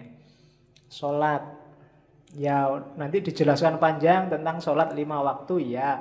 Dalilnya Syekh Abdul Qadir Jailani, sholat itu ada 2 jenis. Sholat lahir sama sholat batin atau sholat kolbu. Dalilnya apa? Al-Baqarah 238. Hafidhu ala sholawati was sholatil wusto. Sholawati itu sholat 5 waktu itu. Kalau sholat wusto itu sholatnya kalbu. Kenapa disebut sholat wusto? Karena kalbu itu letaknya di tengah-tengah tubuh kita. Dan kalau kita sholat fisiknya, kalbunya harus sholat. Karena ada hadisnya Nabi itu, la sholata illa bihuduril kolbi. Ya meskipun dalam prakteknya susah, kita kadang sholat itu pikirannya melayang kemana, kolbunya juga ikut kemana. Nah, padahal nilainya sholat ketika kolbunya hadir. Dan sholat itu kan berhadapan sama Allah, namanya munajat. Munajat itu bahasa gaulnya curhat. Ketemu, curhat, ngobrol sama Allah. Dan pasti tidak lewat mulut. Curhat kita sama Allah itu pakai hati. Makanya ada wassolatul wusto. dan ada sholat kolbu. Nah, dirumuskan oleh Syekh Abdul Qadir Jailani, kalau sholat wajib yang lahir itu cuma 5. Sholat kolbu inilah yang anytime, yang harus kita bawa tidak hanya waktu sholat, tapi di luar sholat. Kolbu kita yang tadi waktu sholat hadir juga harus sholat di luar waktu sholat. Sholatnya apa sih kolbu kita itu? Ini loh. Jadi sholat kolbu itu tidak ada waktunya, terus-terusan. Ini yang sholat tanha anil fasya' wal mungkar, itu sholat kalbu. Biar sholatnya tidak fisik saja, dilakukan terus-terusan. Yo, simbolisnya masjidnya itu hati. Harus berjamaah. Berjamaah itu apa? Seluruh anggota tubuh, seluruh batin harus ikut. Kemudian imamnya apa? Ketundukan pada Allah. Kiblatnya apa? Ya Allah yang ada di mana-mana. Jadi kalau sholat wajib yang 5 waktu, simbolisnya sama semua ngadep kiblat. Tapi sholat kolbu ini karena di mana-mana ada Allah, ya segala aktivitas kita, saya ngaji ngadep ke timur, kamu ngadep ke barat, ada yang ngadep ke utara, ada yang ngadep ke selatan. Kalau ini dalam rangka tunduk pada perintahnya Allah, itulah sholat kolbu. Wajahnya Allah ada di mana-mana. Jadi hidup yang selalu mempertimbangkan apa keinginannya Allah, apa yang dimaui Allah. Itulah sholat kolbu. Prinsipnya apa? Katanya Syekh Abdul Qadir Jailani, iyyaka na'budu wa iyyaka nasta'in. Sehari-hari hidup kita bawalah iyyaka na'budu wa iyyaka nasta'in. Hanya padamu ya Allah aku tunduk, aku menyembah, dan hanya padamu aku minta tolong. Jadi meskipun keluar dari masjid, sudah selesai sholat wajibnya, kolbunya harus tetap sholat. Tetap iyyaka na'budu wa iyyaka nasta'in. Inilah nanti kualitas sholat yang bisa tanha anil fasya wal mungkar. Jadi kalau kalian heran, Pak, ini ada orang sholat wajibnya rajin, tiap hari ke masjid, 5 waktu nggak pernah telat, tapi kok masih mau korupsi ya? Masih mau menyakiti orang lain ya? Kata-katanya masih menyakiti hati orang lain. Nah, itu yang sholat baru fisiknya, kalbunya belum sholat. Katanya Syekh Abdul Qadir Jailani, ya harus sholat kolbu. Tidak hanya di masjid, tapi setiap detik kehidupannya isinya adalah sholat. Itulah nanti yang disebut sholat batin. Zakat sekarang, namanya aja ibadah. Ada zakat batin. Zakat batin itu yang jelas menyucikan harta dan diri. Jadi zakat itu kalau istilah di kitab itu sedekah yang indah. Diingat-ingat kalau zakat jangan mikir balasan. Kalau sedekah jangan mikir balasan. Yang jelas mikir balasan itu menunjukkan tidak ikhlas. Saya sedekah sekian, tenang aja, nanti kembalinya. Itu berarti mikir balasan. Itu namanya sedang dagang sama Allah. Mana uangnya? Semua sini. Kita sedekahkan. Tunggu aja, besok akan kembali berkali-kali lipat. Nah, itu mikir kembalian. Apalagi kembalian yang lebih banyak daripada yang dibayarkan. Itu namanya dagang. Jadi rumus pertama orang zakat, jangan mikir kembalian. Terus rumus kedua apa? Zakat ini satu, termasuk sedekah, satu jalan untuk menaklukkan ego. Orang itu biasanya sama miliknya itu melekat. Duekku, milikku. Jangan sentuh milikku, hati-hati tak sikat kamu. Nah, itu kan orang biasanya gitu egoisnya. Motorku, Habis dipinjam temenmu terus enak aja minjem, bannya gembos, bensin nggak diganti. Itu kan ciri manusia kan gitu. Melekat sama kepemilikannya. Perintah zakat, perintah sedekah itu latihan membunuh egomu. Yang tadi melekat sama dunia itu loh. Latihan dipisah. Itu antara lain lewat zakat. Dan jangan dikira kamu zakat, kamu sedekah itu nolong orang. Berapa kekuatanmu untuk bisa nolong orang? Kalau Allah mau, orang itu bisa dibikin kaya semua. Enggak. Kalau Allah mau nolong, dan Allah pasti bisa nolong, orang miskin sudah ditolong semua. Itu urusannya bukan kamu yang nolong. Itu ujian dari Allah. Melatih egomu menunjukkan keikhlasanmu. Jangan dikira, wah setelah dia miskin, sekarang tak tolong, baru dia kaya. Enggak, bukan kamu yang bikin dia kaya. Jadi kalau Allah mau, semua kebutuhan orang fakir miskin akan terpenuhi. Maka kalau berzakat, jangan niat bantu. Jangan salah, kamu membantu orang karena kasihan, itu juga termasuk ada kesombongan di situ. Emangnya Allah tidak bisa nolong dia? Pasti bisa. Maka kalau kamu zakat, niatilah lillahi ta'ala. Karena Allah merintah saya zakat. Kenapa? Aku itu cuma hambanya Allah kok. Kalau aku punya sesuatu, itu berarti titipan dari majikanku. Siapa? Allah. Hamba itu kan tidak punya apa-apa. Dia miliknya majikannya. Maka semua yang dimiliki hamba itu hakikatnya titipan dari Allah. Tidak layak kita merasa itu hak milik. Dan seorang mukmin sejati tidak pernah mikir selain Allah. Maka apapun yang terjadi dengan dunianya, termasuk berkurangnya hartanya, bagi dia sama sekali nggak masalah. Tidak menggelisahkan. Meskipun bolak-balik di rumahnya ada orang minta-minta, semuanya dikasih seikhlasnya dia. Kan kita sering kan ada orang minta, orang ngemis lah, ada orang di rumah, orang ngamen lah, yang sering bikin kita sebel itu kan. Dari pesantren mana datang, kita wawancarai sampai setengah jam, ngasihnya cuma 5.000. Ini pesantren mana, buktinya mana, suratnya dari Pak RT mana suratnya itu. Nanti akhirnya, wah saya tidak percaya nih mas, ini untuk ongkos saja 2.000. Sering kan kita gitu, pelitnya kita. Oke, ya seandainya ditipu emangnya urusan kita. Kasih aja kalau ada loh ya, kecuali kalau sama-sama tidak punyanya. Mohon maaf ya mas, bukannya nggak mau ngasih, saya juga tidak punya. Tidak apa-apa. Nanti yang ngasih malah yang nyari sumbangan. Kalau gitu tak sangoni mas itu. Oke. Nah itu mental dermawan. Puasa. Kalau puasa sama. Puasa lahir, puasa batin.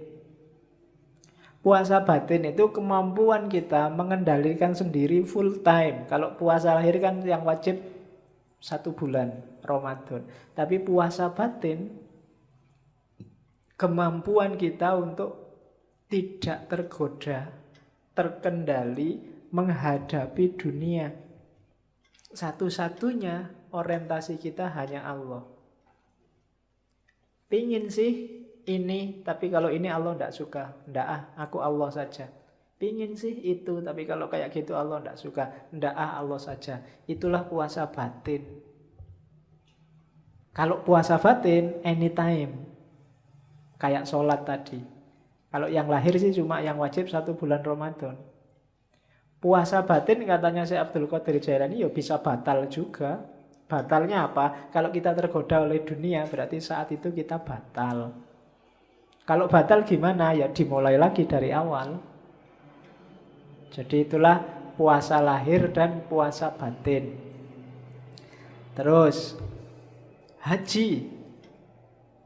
Ini haji saya nggak sempat nerjemah, tak potong aslinya. Kalau haji syariat kita sudah tahu ada manasiknya. Kalau haji hakikat gimana? Fazadahu wa rokhilatahu awalan al-mailu ila sohibit talqin wa akhadahu minhu.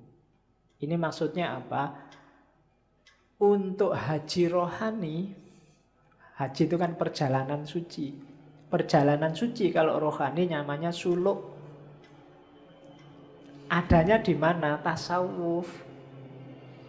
Jadi haji rohani itu ya para sufi yang melakukan riyadhah. Yang pertama apa? Carilah guru yang ngerti untuk belajar. Setelah itu apa? Summa mulazamata dzikri bil lisan. Setelah itu amalkan dengan lesanmu. Setelah itu wa mulahadzatu maknahu. Perhatikan maknanya hatta tahsila hayatal qalbi lahu. Zikir dengan lesan, perhatikan maknanya, karena zikir ini bisa menghidupkan kolbu. Kalau kolbu sudah hidup dengan zikir lesan, summa yastahilu bi dzikril batin. Batinmu akan zikir juga. Hatta yusaffihi mulazamata asma'is sifat. Sampai kemudian batinmu yang tiap hari zikir itu menemukan nama-nama, menemukan tajallinya Tuhan. Fatadhura ka'batas sir. Sehingga tampaklah Ka'bahnya yang hakiki, Ka'batas sir, Ka'bah rahasia. Ka'bah rahasia itu apa? Batinmu, hatimu. Bi anwaris sifat. Dengan cahaya sifat-sifat Allah. Dan itu ada ayatnya. Allah itu kan ketika nyuruh Ibrahim sama Ismail untuk bangun Ka'bah kan pertama-tama disuruh mensucikan batin. Wa ahidna ila Ibrahima wa Ismaila antohiro baitiya litta'ifina. Jadi bukan bangun tapi menyucikan. Menyucikan Ka'bah. Ka'bah yang di mana? Di dalam dirimu. Makanya dulu Syekh Hamzah Fansuri berjalan kemana-mana sampai Mekah, sampai Thailand, sampai nyari Ka'bah, nyari Tuhan. Di dalam Ka'bah pun tidak ketemu. Ketemunya di dalam hati. Itu Ka'bah itu sir. Tawaflah di sana. Kalau nggak ada kesempatan haji lahir, haji batin. Syukur-syukur bisa dua-duanya lahir dan batin. Nah itu kalau haji. Kalau zikir, ini ibadah semua.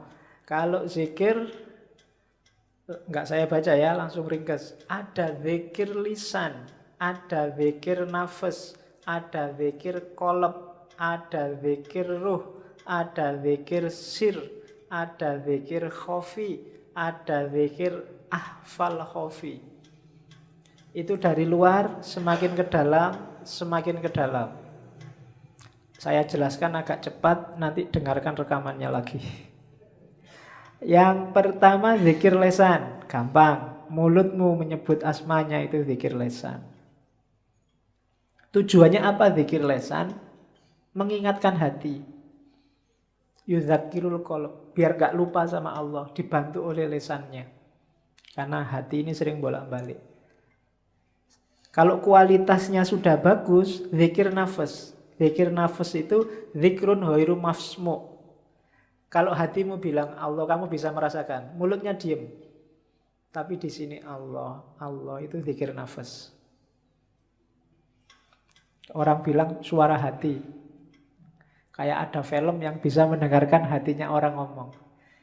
Kata hatimu apa? Wah kedengeran. Itu nafas. Jadi zikir nafas itu ya sama sebenarnya kayak mulut tapi yang membunyikan sini. Kayak perasaanmu ngomong Allah, Allah itu zikir nafas. Naik level lebih dalam zikir qalb. Zikir qalb itu tidak lagi cuma ngomong Allah, Allah. Tapi hatinya mulai mengamati hakikat Allah. Kebesarannya sama keindahannya. Itu zikir qalb. Semakin fokus, semakin konsentrasi pada Allah. Tidak hanya mengucapkan Allah. Itu zikir qalb. Yang keempat zikir ruh. Zikir ruh itu musyahadatu anwari tajalliyatis sifat.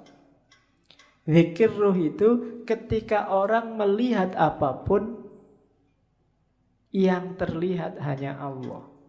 Itu rohmu berarti zikir terus. Kamu lihat pohon, Allah yang terlihat. Lihat makhluknya apapun, Allah yang terlihat. Itu zikir roh. Berarti kemana-mana rohmu berzikir. Karena selalu di mana-mana kamu lihat Allah. Kamu selalu ingat Allah. Itu namanya zikir roh. Semakin dalam ada zikrus sir. Itu semakin, kalau tadi apa-apa yang dilihat hanya Allah, kalau ini sudah fokus ke Allah saja, akhirnya memahami rahasia di balik apa-apa tadi. Tidak lagi fokus di apa-apanya. Tidak lagi fokus di tumbuhannya, di hewannya, di manusianya. Tapi rahasia di balik ciptaan itu, di situ ada Allah. Itu namanya zikir sir. Sudah mulai fokus ke Allah saja. Semakin dalam namanya zikir khafi. Kalau zikir khafi ini bukan lagi tajallinya Allah yang jadi fokus. Kalau tadi kan yang roh itu yang dilihat tajallinya Allah, terus masuk ke sir, rahasia dari tajallinya Allah itu yang difokusi. Kalau sudah khafi, Allah saja. Hakikatnya itu Allah itu apa? Makanya ada istilah fi maq'adi sidqin. Tempat duduk yang benar. Maksudnya posisi dan hakikat Allah itu apa? Itu zikrul khafi. Sudah tidak ada apa-apa lagi yang dipahami, difokusi, cuma hakikat Allah. Baru yang terakhir, zikru ahfal khafi. Khafi itu samar. Samar yang paling samar. Samar yang paling samar itu fana. Bahkan dirinya sendiri nggak ada, yang ada hanya Allah. Itu zikir ahfal khafi. Dan 7 level zikir ini sifatnya hierarkis. Semakin naik kelas, semakin naik kelas. Diteorikan nggak ada gunanya, praktekkanlah. Ya, batinmu, hidupmu, sampai dirimu sendiri lenyap, yang ada hanya Allah. Berarti sampai ke level fana. Namanya zikru ahfal khafi. Terus bagian akhir dari kitab itu Syekh Abdul Qadir Jailani mengingatkan, hati-hati ya, kalau kita sudah jadi orang baik, sering-sering ada penyusup. Penyusupnya itu apa? Sifat-sifat buruk yang kita tidak sadar. Orang baik yang tersusupi sifat buruk, ya karakternya berarti dia sekarang jadi orang buruk. Dan itu katanya Syekh Abdul Qadir Jailani, contoh hadisnya banyak. Misalnya, marah itu merusak keimanan sebagaimana cuka merusak madu.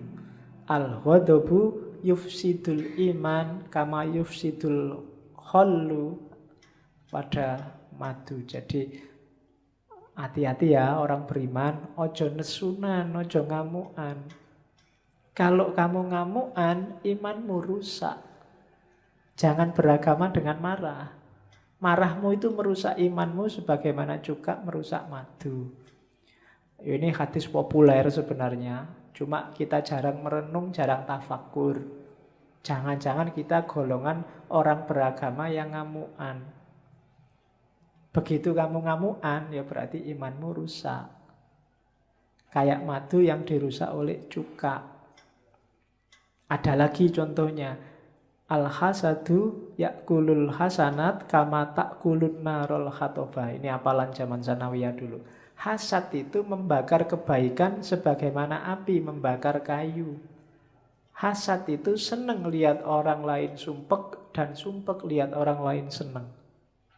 Itu namanya hasad. Kalau kamu hasad, kebaikanmu habis terbakar. Ada lagi, ghibah. Ini yang mungkin kamu jarang dengar ya. Al-ghibatu asyaddu minas zina. Ghibah itu ngomong orang lain, menggunjing yang tiap hari kita lakukan lewat Facebook, WA. Itu asyaddu minas zina. Lebih buruk daripada zina. Dahsyat ya.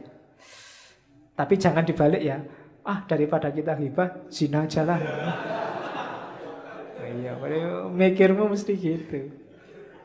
Ya, hati-hati jangan ghibah. Ini kalau di Sirul Asror nanti di bawah ada. Kalau pingin ngejar sanatnya ada rangkaian sanatnya. Ada lagi, al-fitnatu na'imatun. Fitnah itu sesuatu yang tertidur. Dan Allah melaknat siapapun yang membangunkannya. Siapa yang suka fitnah, bikin berita hoax, Allah akan melaknatnya. Orang bakhil itu tidak akan masuk surga, meskipun dia abid atau zahid. Ada lagi, riya itu syirik khafi, syirik yang tersamar. Ada lagi, para pemfitnah itu tidak akan masuk surga. An-nammamu la yadkhulul jannah. Ini hadis-hadis yang menunjukkan sebaik apapun kamu, kalau menyusup dalam dirimu sifat-sifat buruk, maka tidak ada gunanya kebaikanmu semuanya. Ibadahmu, kesolehanmu, segalanya akan rusak kalau dia masuk sifat-sifat buruk. Namanya orang-orang yang mufsidin, rusak dan merusak. Maka hati-hati dengan moralmu, mentalmu. Oke, ini kalimat penutup. Kalau di Sirrul Asror, yang bagi ayyakuna lisaliki fatonan basiron nadhiron ila khawatimil umur. Seyogyanya, karena kita di Jogja, nah, ya kan yang bagi kan sejogjanya, masuk sesolonya kan enggak. Oke, sejogjanya seorang salik itu harus fatonah, pinter, cerdas, basiron, mampu membaca realitas rohani, itu basiroh. Nadhiron, mampu melihat realitas materi. Ila khawatimil umur, hingga ke hakikat segala sesuatu. Jangan tertipu seorang salik. Wa yatafakkaru fi idbariha, dan berpikir, bertafakur, mencari hikmah terhadap peristiwa yang sudah terjadi. Walayah tarro bidzohiril akhwal, dan tidak tertipu dengan zohirnya sesuatu, zohirnya satu kondisi. Jangan ketipu dengan lahirnya. Faqodittafaqo ahlat tasawufi, dan sudah bersepakat, sungguh telah sepakat para ahli tasawuf, annasalika ilal ahwal yahfalu an mukhawwiliha, bahwa seorang salik yang hanya ambisi mengejar ahwal, biar dapat karomah, biar naik derajatnya, biasanya melupakan orang yang memberikan ahwal, yaitu Allah. Itu salah satu ketertipuannya. Kayak seperti firman Allah, fala ya'manu makrallahi illal qaumul khasirun, dan tidak akan merasa aman dari tipu daya Allah kecuali orang yang rugi. Jangan merasa sudah benar, sudah selamat, sudah pas, karena kalau kita merasa itu kita akan rugi. Sebagaimana dalam hadis qudsi selanjutnya, peringatannya Allah pada Nabi Muhammad, ya Muhammad, basyiril mudhnibina bi anni wafurun wa anziris shadiqina bi anni ghayurun. Wahai Muhammad, gembirakanlah orang-orang yang berdosa, karena aku ini maha pengampun. Dan peringatkan orang-orang yang benar, para shadiqin, bi anni ghayurun, karena aku ini maha mengubah. Jangan gembira dulu orang-orang yang hari ini merasa benar, karena Allah maha mengubah. Satu peristiwa kecil bisa mengubah orang-orang sodik jadi orang-orang terlaknat. Dan mudhnibin, jangan putus asa, karena Allah maha pengampun. Asal bertobat dan menyesal, insya Allah akan mengampuni. Jadi ya Muhammad, basyiril mudhnibina bi anni wafurun wa anziris shadiqina bi anni ghayurun. Alhamdulillahirabbil alamin. Ya, kita sudah selesaikan sebagian dari Sirrul Asror. Minggu depan kita fokus tentang sholat dari wali Jawa. Syekh Siti Jenar. Kurang lebihnya mohon maaf. Wallahul muwaffiq, wallahu a'lam bissawab. Wassalamualaikum warahmatullahi wabarakatuh.